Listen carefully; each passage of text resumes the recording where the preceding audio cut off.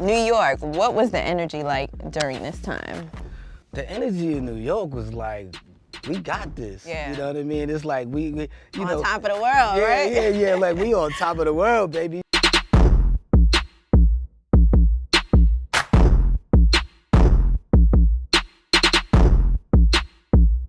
Welcome to BET Talks. I'm Mia Bell, and today I have the legend, producer, MC, one half of Mobb Deep, and of course the pioneer of some of the grittiest sounds in hip-hop, Havoc.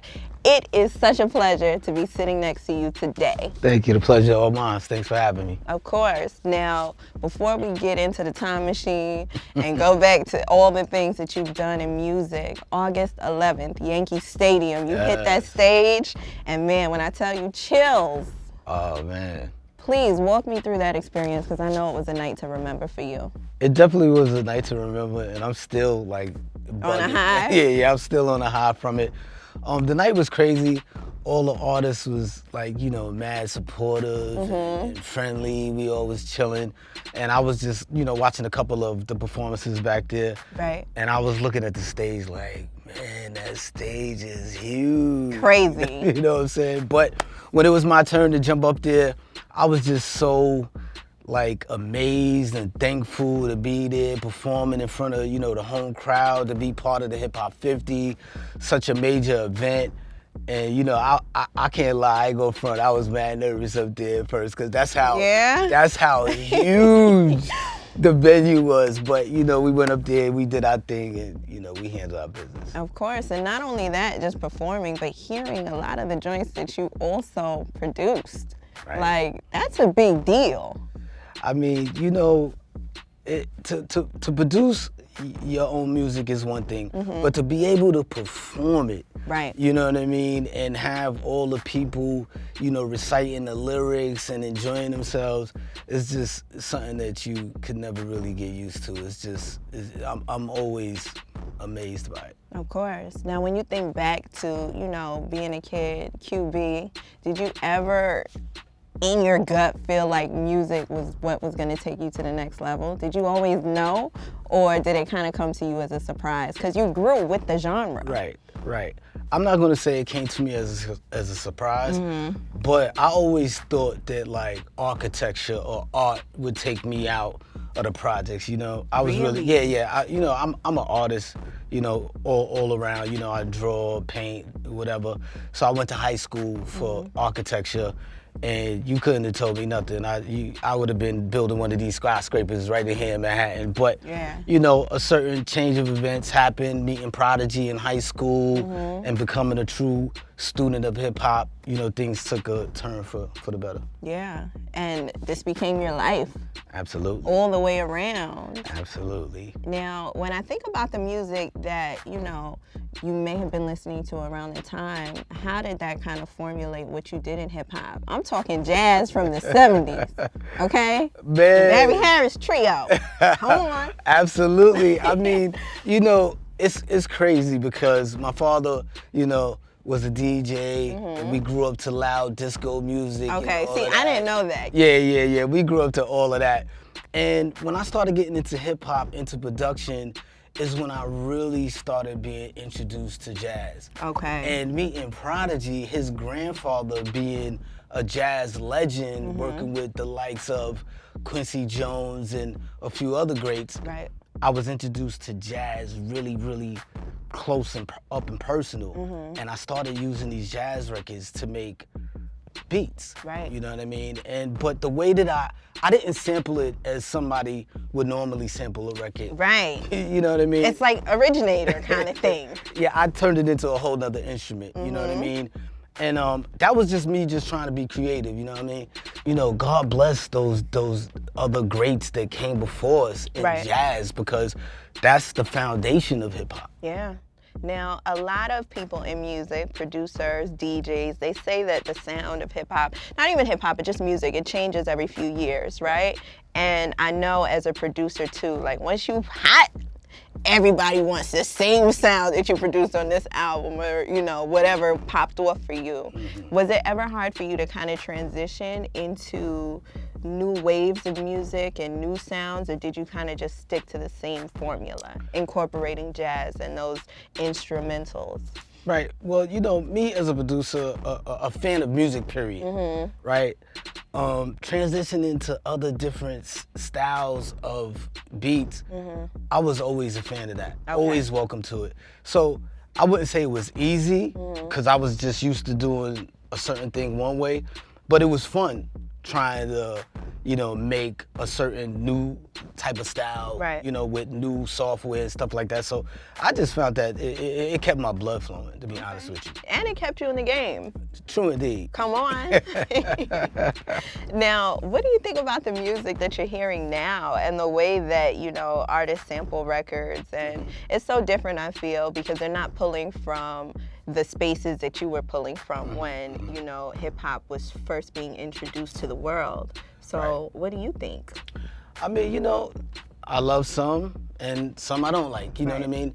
But at the same time, I believe they are still trying to do what we do. It's like, because they're reaching back as far as they could go, you know what I mean? And that's... It ain't that far, though. They ain't going that it's far. It's far to them, though, you know what I mean? It's pretty far to them. And so they're sampling us, but we sampled them. Right, you know right, what I mean? So it's like a resample of a sample.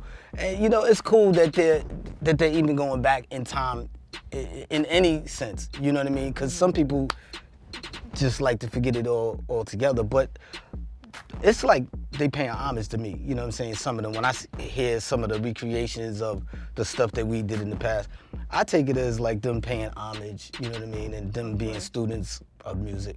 Okay, I love that. Now, I want to go down a trip of memory lane, of course. Let's do it. So we're going to go through the crates. Let's do it. I'm not carrying none of these when I move around, but you know, of course, we have Murder Music. Murder Music. How did Murder Music change your life? Oh man, Murder Music changed my life in the sense that, you know, the album prior to that, we had good success on there, you know what I mean? So every time you're doing a new album, it's like, you know, you get a little nervous because you want to kind of repeat that same success or even be better than that. Right. And Murder Music was one of those, and I remember the first single off of it being Quiet Storm, which was really crazy, you know what I mean? And then we did a remix with Little Kim. Yep, that's my favorite right there. And you know, we was on tour, and when I came home, you know, I was a celebrity all over again. All over again. Yeah, so it was dope. It definitely did. Yes, it did. And this is something we'll never forget. Now, I want you to talk to me about the space in your life when this came out. Where were you? What were you feeling? What was the energy? Oh, Nas, Illmatic, oh my God. QB. Not only are we from the same projects, Right. we grew up together and, you know, we hung out extensively. When that album came out, I mean, the whole hood was playing that. Yeah. The whole hood was playing that. We was super proud of him. And that kind of like, you know, put the fire, you know what I'm saying, to us real quick. You know, like me and Prodigy was like, man, you know, man, we got to make some music. And that right there was definitely a bar. Yeah? Do you ever still go back and listen? Absolutely. Yeah. All the time. All the time. All right. NWA, straight out of Compton. NWA, once again, a game changer in music. It was one of those albums where, you know, me, I'm living in my New York bubble, and the next thing you know, some guys from California, Compton to be exact, Right. comes out and proves that rap doesn't only live in New York.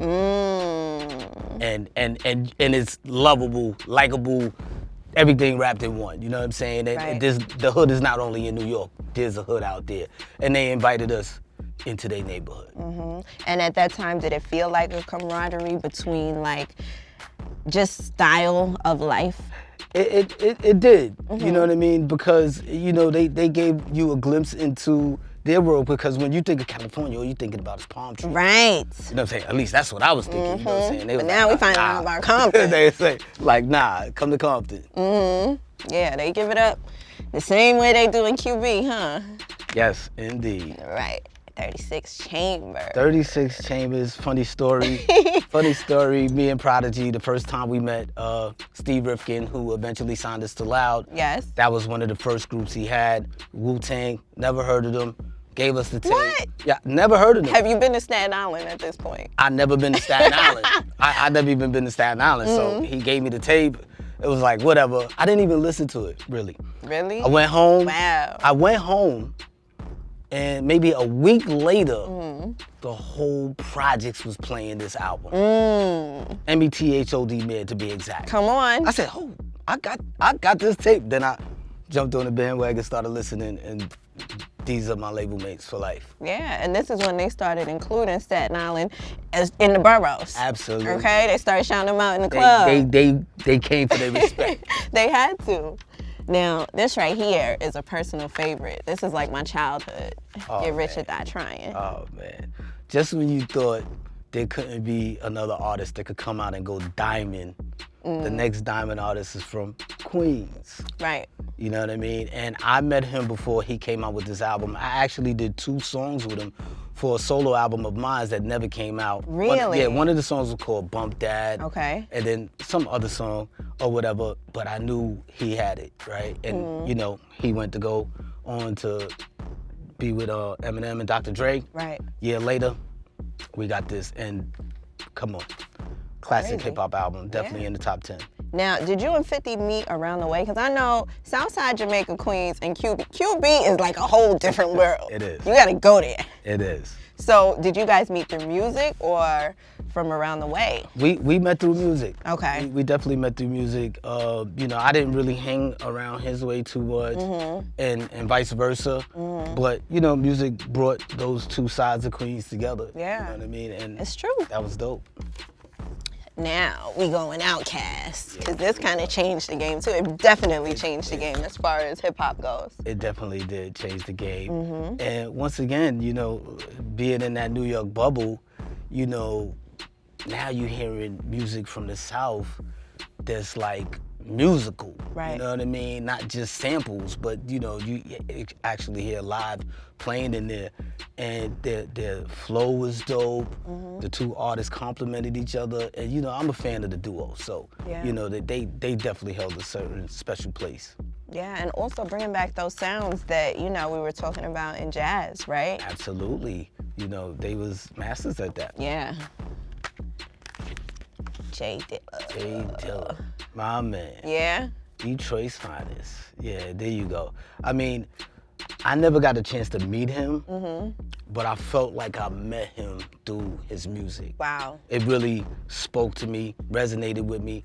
His whole production style is like no other, and he set the bar Yeah. for production. Yes, absolutely. Are you ever surprised to see how far hip hop has come? I am. You are? I am sometimes, because you know, back in the '80s, you know, I to see how much it was evolving and how far it was going was Right. definitely amazing to me. Yeah, especially off stories coming from the struggle, right? True indeed. You Yeah. know, from the bottom up. Yeah. It's a big one. Yes, indeed. Life After Death. Life After Death. I produced the track on that album. Of course you did. Yes, I did. I produced the track on that album. I remember working in the studio with Big that day. He actually was working 2 studio rooms. Mine was one of them. And to be on the song later, I will find out would be a group called The Locks, Yep. which totally, you know, blew the whole rap game open. Oh, man. Now, New York, what was the energy like during this time?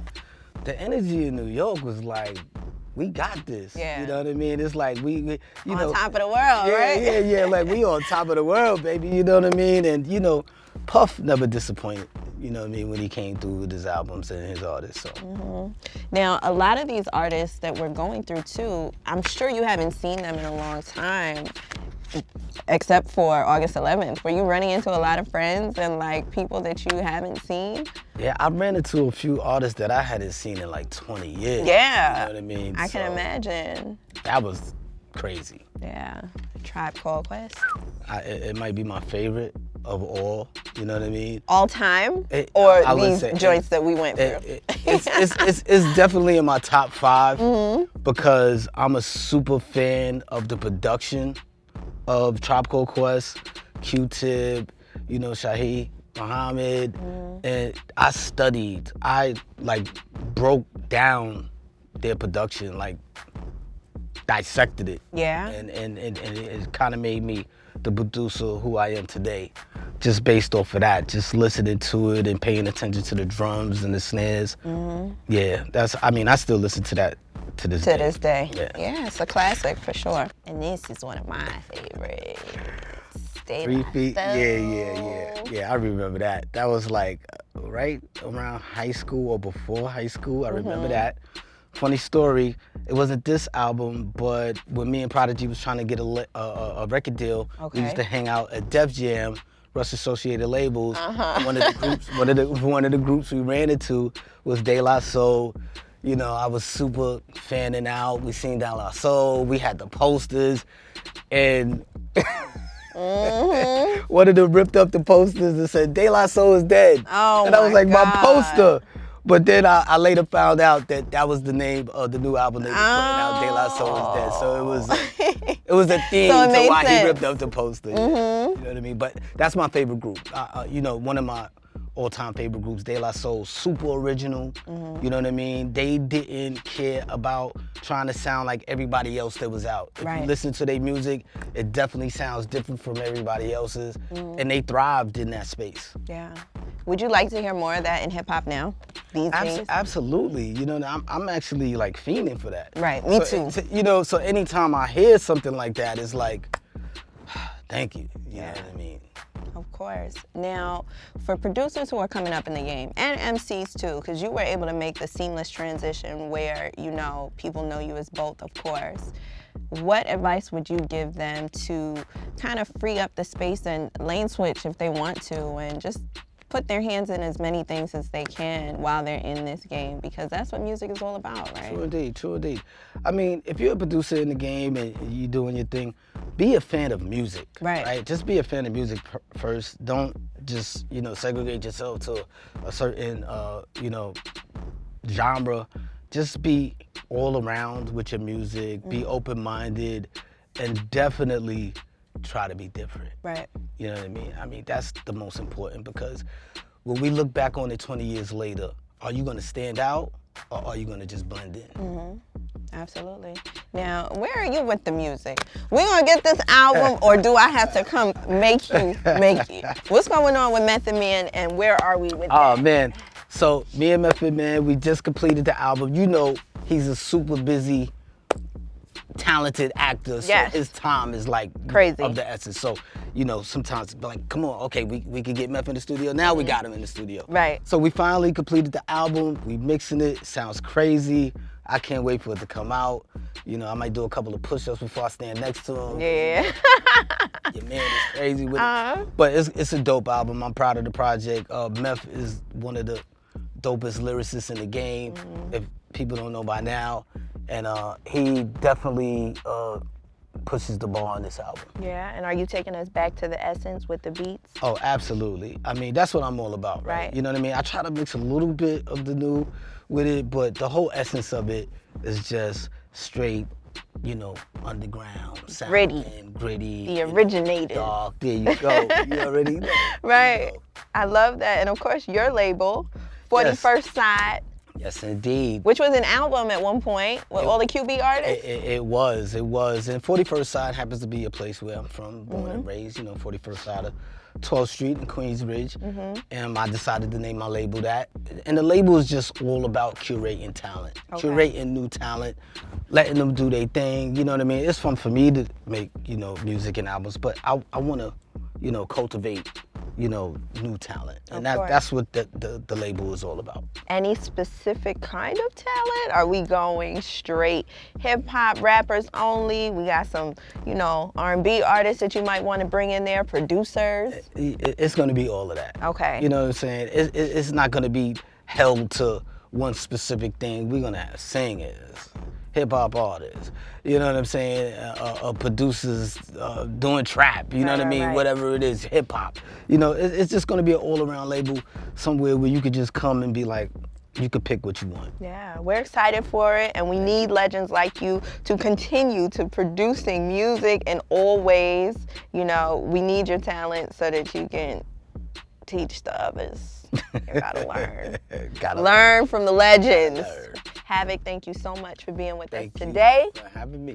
50 years and forever. That's right.